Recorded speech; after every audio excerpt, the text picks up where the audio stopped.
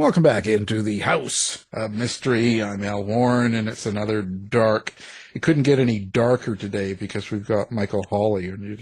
That is correct, and watch out because I watched the Northern Lights this weekend, so I'm ready to go.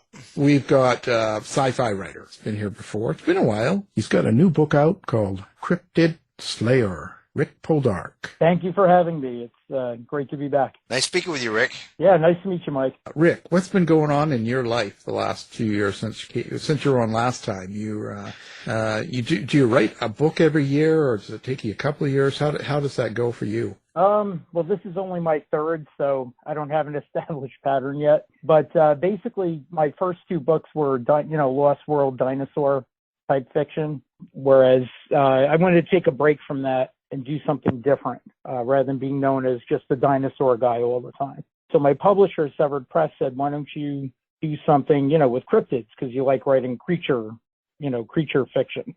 I thought that was kind of a cool idea. So I took some time to research various cryptids, and kind of getting an idea for a story and a main protagonist, main character, and a lot of different cryptids to choose from. And I researched hunting, I researched weapons. I actually followed some hunters on a hunt and kind of saw what they did because, these cryptids tend to live out in the wilderness. So you kind of have to know what you're doing as far as hunting, stealth, creeping up on them, not making a ton of ruckus and giving away your position. And this is Mexico, right? This takes place in Mexico, correct. Although the beginning of the book takes place in upstate New York, where our hero is hunting a Wendigo.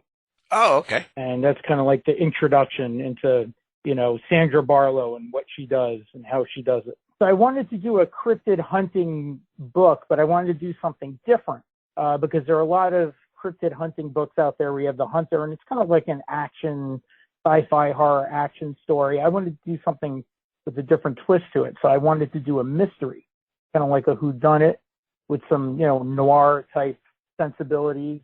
So kind of like a whodunit where the suspects aren't all human. So what if there was a world where cryptids and monsters and vampires and werewolves and all these sorts of beings just kind of existed, and they're kind of common knowledge? Different countries have like a small slayer unit where they dispatch slayers to deal with, some of these creatures who kind of get out of hand. And the reason why I chose Mexico, because I just kind of, before I sat down to write, I just wanted to kind of come up with my world that I was working in, and then kind of the story kind of popped up out of that. Sandra mainly, she hunts all different things, but she specializes in vampires. So there was this big push to get, to slay vampires. So a lot of them in the United States fled south of the border, and they're hiding in Mexico, where Mexico is kind of, they have their own neighborhoods, they have their own areas. They're kind of protected, but they're also heavily watched. It's against the law to drink blood. They're basically rationed out, bovine blood from cattle ranchers, cattle farms. And basically you have these big factories down there called maquiladoras, where they're like textile plants and, different things like that. And I thought, wouldn't it be cool if there was this big labor kind of war going on down there, where you have the humans who work the factories by day, and then when, they leave at night, it doesn't close down, and the vampires take over.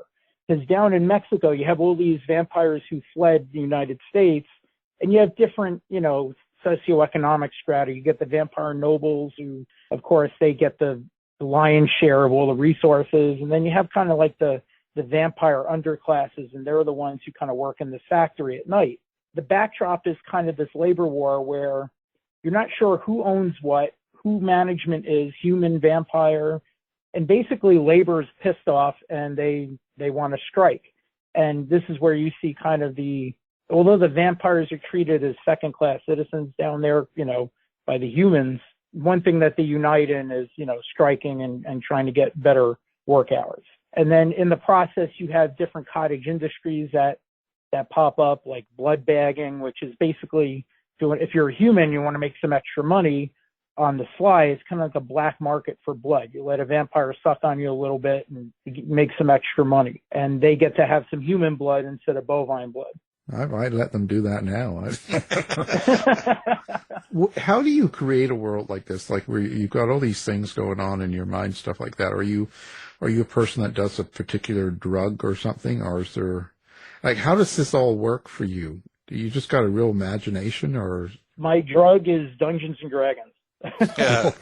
So I'm a dungeon master. I run lots of worlds. I create lots of worlds for my players. So it's kind of something I like to do anyway. So that's kind of my process.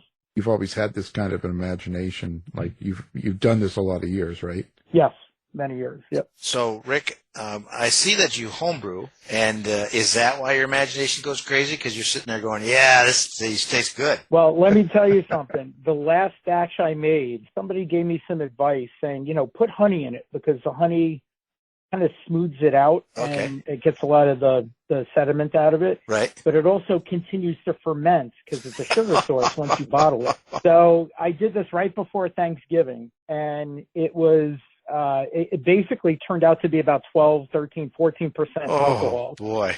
But it was smooth. It didn't taste like it. We had members of the family who didn't talk to each other very much for years. All of a sudden, they're hugging each other. They're telling dirty jokes. So maybe that's where I get some of my inspiration from, some of my honey brew. There you go. I like this. See, Al, I told you I'm a fine lager drinker myself. I was home brewing a little bit, but I realized I didn't make it as well as I could buy it at the store. And it's a lot more expensive, too, to make it yourself. Yeah. So it's really, you're doing it because you love it, not because you're trying to save money or anything. Yeah. So now your main character, Sandra Barlowe, how do you get into the mindset to write a main character that is a female? It's, different than yourself, I think. Yes. Right. And it's written in first person, which makes it really interesting. Yeah. I'm around a lot of different women. I'm married to a wonderful wife who actually big chunks of Sandra are kind of based on. I work with a lot of women. I work in healthcare. I work with a lot of nurses and doctors and very intelligent, very fun, very cool people. So I have a lot to kind of draw from. Making her a female monster hunter had its own set of complexities, which I kind of liked because I made her she's kind of short. She's not, she's no Buffy the Vampire Slayer where she's, where she does everything right and she knows every move to do at every single moment.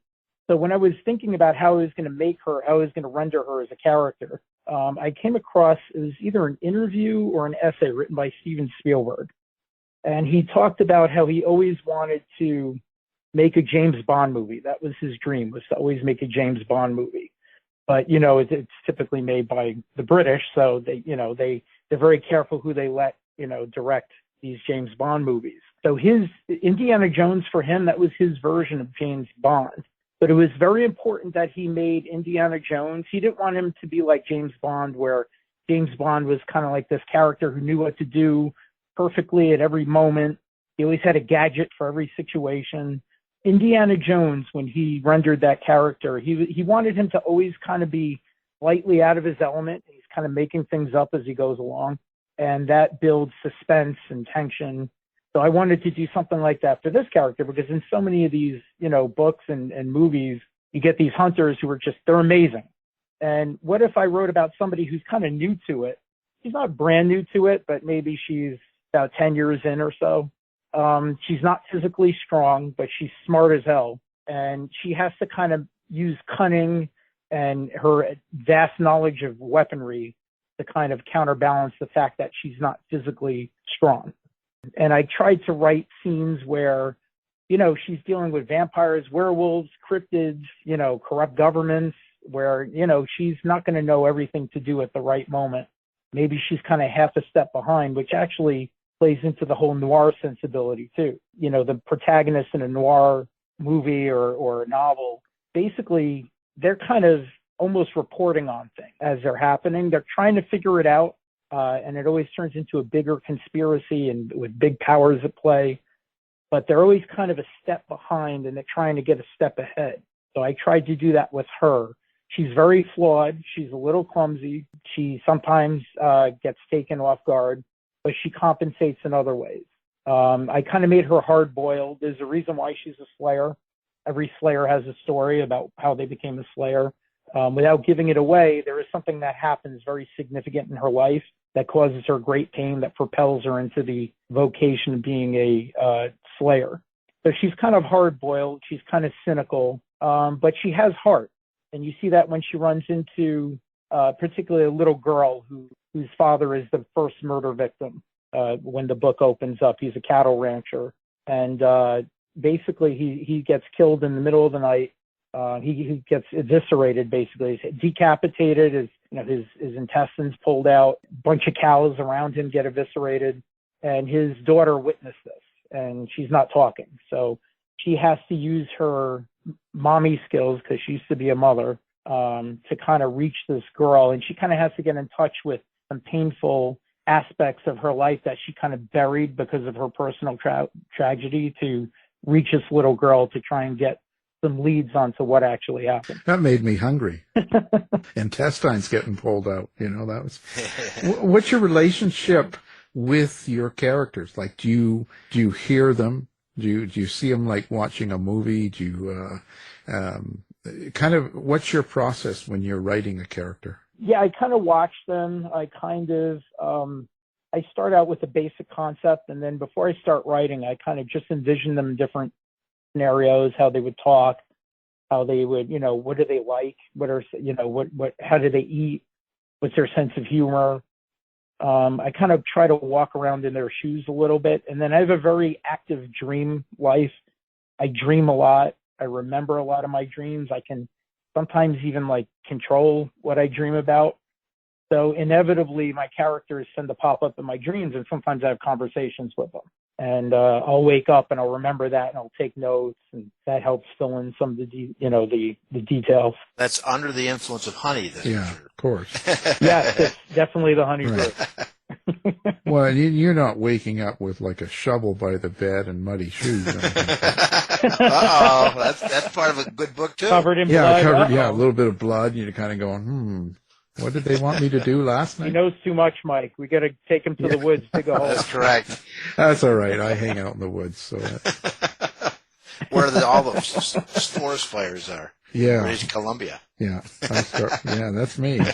So do you take standard legend, like when you bring in monsters and like the vampire and stuff like that? Are they like your traditional one that people would normally know about, like if they watch Dracula and stuff? Are they kind of mainstream, as we'd call it? Or do you take your own spin and make a lot of your creatures, let's say, different? When it comes to the vampires and the werewolves, that I kept pretty traditional. But the cryptid that I use, so it's vampire-esque, vampire-related.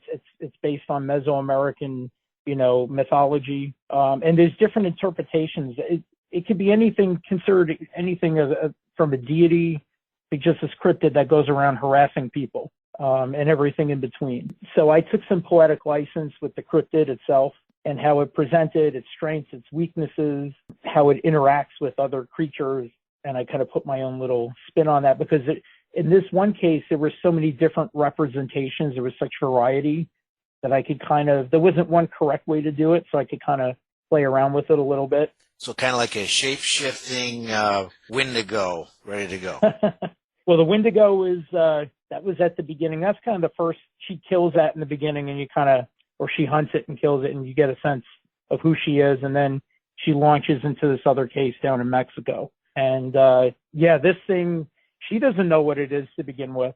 There's kind of rumors, there's graffiti that she sees, and she's not sure how it's related to anything, to the murder, to what's going on down there with the labor wars, the vampire, the vampire is fighting for parity in government. You're not sure. You kind of have to follow the story along with her.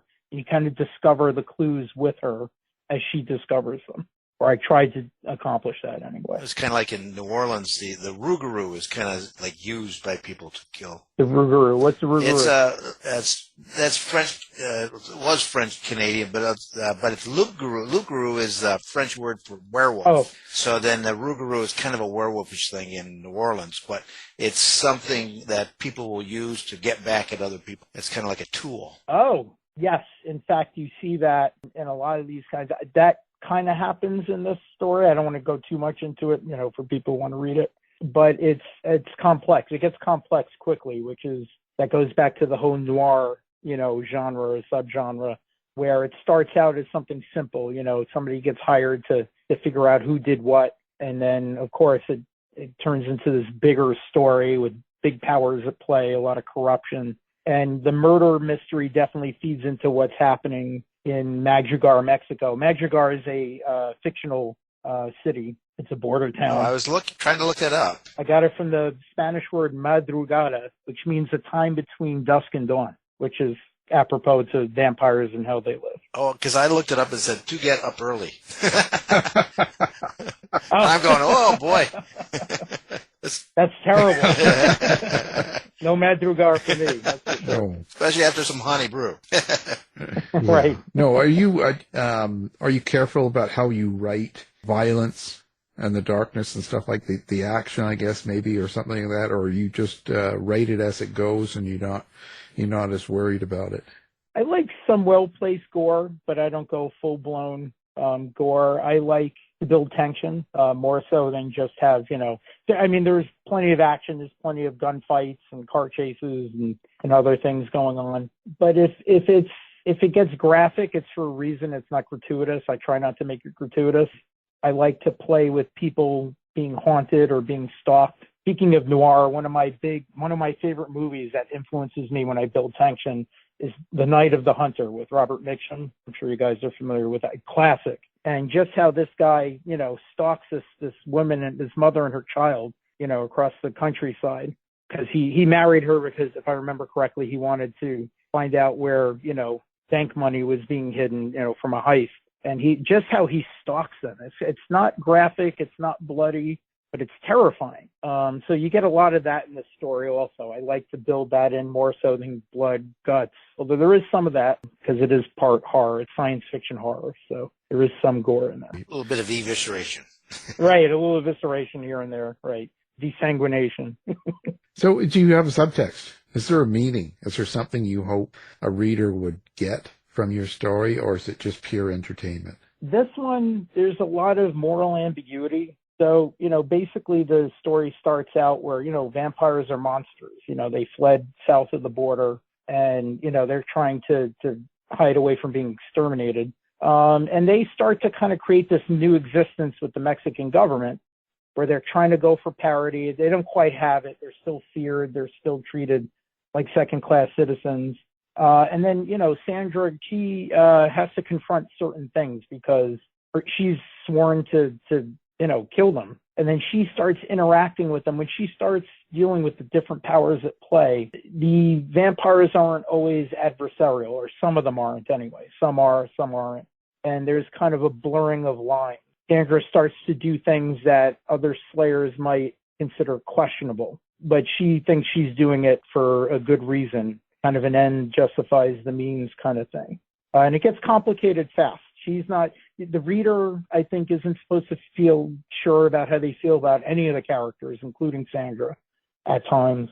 And then also Sandra herself, as she interacts with these different figures, human and undead and cryptid, she's not sure how she feels. So it kind of gets morally ambiguous, which I think makes it interesting. You kind of think about it a little bit. It's not a straight, Slayer monster, Slayer hunts the monster, Slayer kills the monster, everyone lives happily ever after. There are subtexts of grieving, bereavement because of, what Sandra went through, what happened to her that made her become a Slayer. And then, of course, she runs into this little girl who lost her father, who saw her father basically get ripped to pieces. She's helping her confront her grieving while trying to use the girl to help solve the case. So at times she feels kind of crappy for what she has to manipulate this little girl a little bit, but she has a heart. She was a mother once, and she feels for the kid as well. And there's some bonding that happens. So there's a lot of complexity in the relationships of how the different characters relate to each other. This is quite different from your Primordial series. How do you like this? Like, how do you like doing this kind of writing? It's noir, it's darker, it's not like the other. I like it a lot. It took a lot of, of course I'm a fan of noir, but I had to kind of rewatch certain things and do my research to make sure I did my due diligence because there's a certain way you write this sort of thing. Writing in first person was very challenging. I've never done that before. I've written female characters where they're maybe not the main character. I usually have big ensemble casts in my other two books, the primordial books. This really focuses on Sandra Barlowe, so I had to really get into her head, because when you write in first person, the reader gets an insight into what the person's thinking. So, she'll interact with a certain character and she'll have what she says at face value. She'll say something to that character, but then her inner thoughts are like, oh, what a jerk. And you kind of get her thoughts and feelings as to, how she's progressing as the story moves on. And that was tricky because it was tough to know how much to do that. Because especially with mystery, you want to hold some things back. She's kind of an unreliable narrator because she's learning as you're learning. She may notice certain things, but there are red herrings thrown in there. You're not sure what's a red herring, what isn't. So the writing in first person, I loved it. I would definitely consider doing it again. I usually do third person close, which is very different.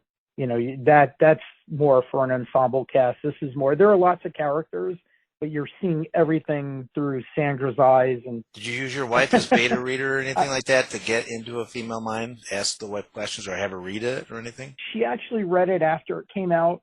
She's a teacher, so she has to wait till summertime when she's off. So she actually read it. It came out in May. She read it after. My mother-in-law, her mother, read it, and she's brutally honest. She'll tell me, the straight dirt on what's good, what isn't good, what works, what doesn't work. In fact, early when I started writing, years ago, she pointed out to me, and I guess this is my own bias as a writer, and I guess we all have them. She says, you write very good female characters, but you seem to kill them off.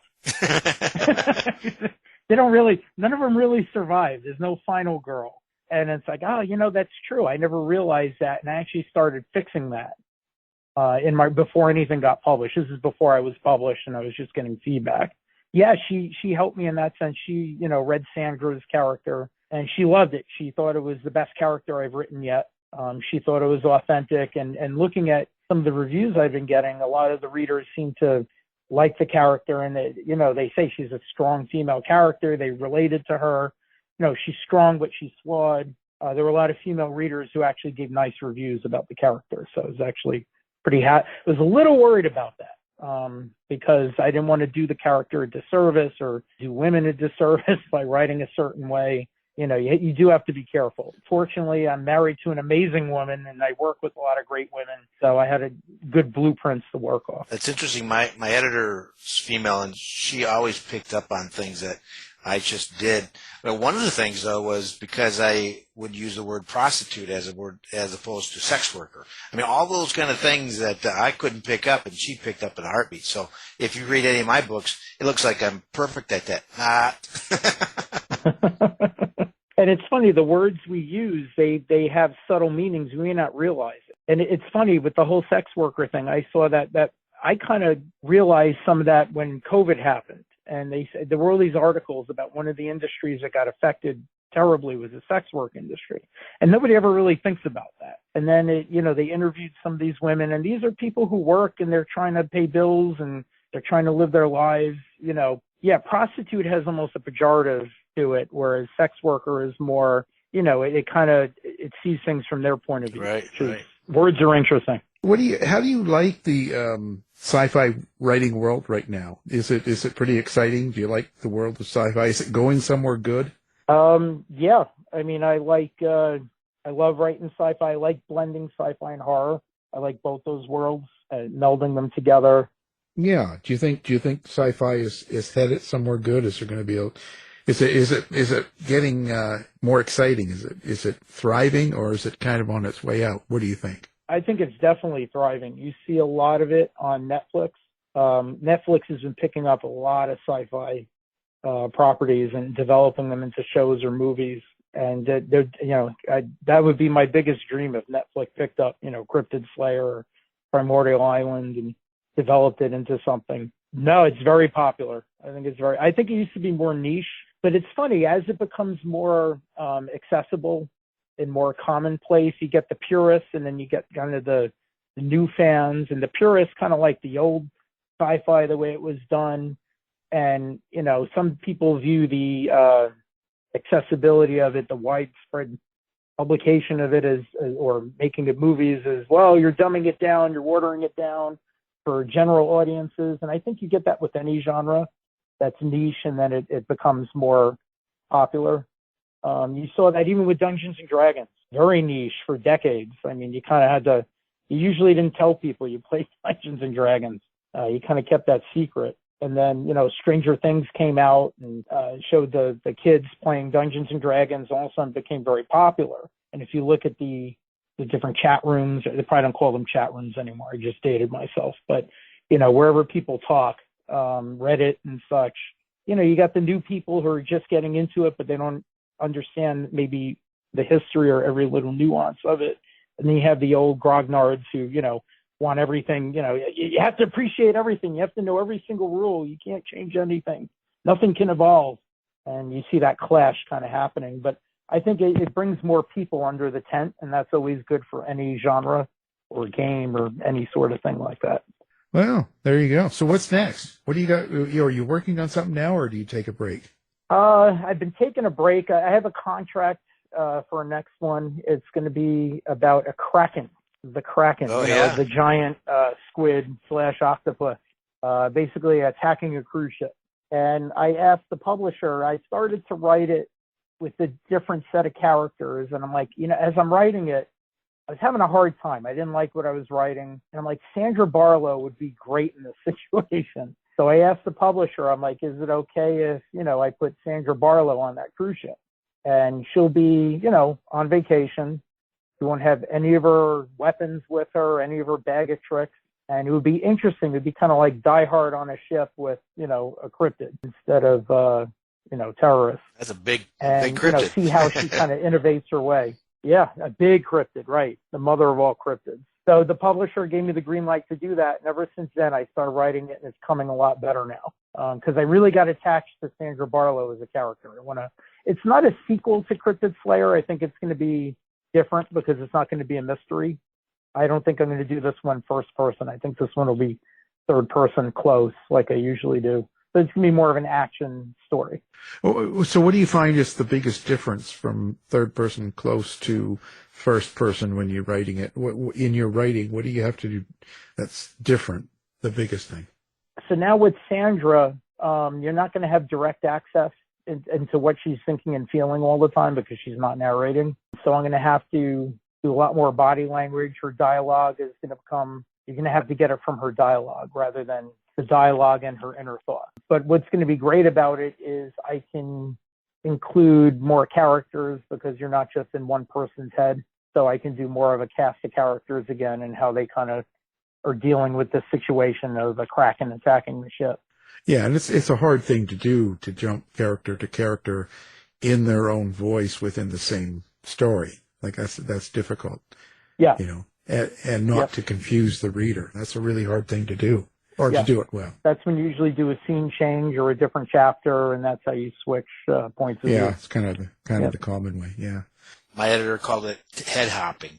So if you head hop too much, then the reader gets all frustrated. Right. Well, yeah. Yep. They get frustrated with your reading it. That's why my editor took over. That's a different story, right?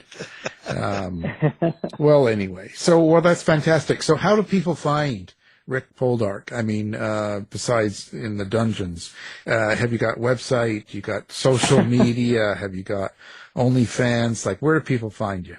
I'm working on the OnlyFans for some extra money. But we'll talk. It's just me playing with, dinosaurs, toy dinosaurs. No problem. Nothing that exciting. No, I have a Facebook page, Rick Poldark. I am working on a website. I have somebody developing it for me. It should be ready sometime this summer. I'm not a big social media. I'm on there, but I don't do a lot of that kind of stuff. I just like to write and crank stuff out, put it up on, publisher puts it up on Amazon, and then I kind of sit back and watch reviews and then start writing my next thing. I do interact a little bit, but I think anybody who's looking for big interaction is going to be bored. Right. Yeah. Well, you can only do so much, right? I mean, marketing Right. and all that's a whole different thing, and it takes a lot of time. So, plus, you can get caught up in social media. It's kind of crazy. And then you got to be very careful what you say, how you say it. And I don't even want to get into that whole thing. Well, not only that, you don't want it to take away from your writing and stuff. You don't want to get caught up in all that noise. And Cryptid Slayer, Rick Poldark. We appreciate you being on the show. Thank you for having me. This is fun again. Absolutely. Nice speaking with you, Rick. Yep. Nice to meet you, Mike. This has been a production of the House of Mystery Radio Show. To find out more about our show, guests, or hosts, go to our website at houseofmysteryradio.com.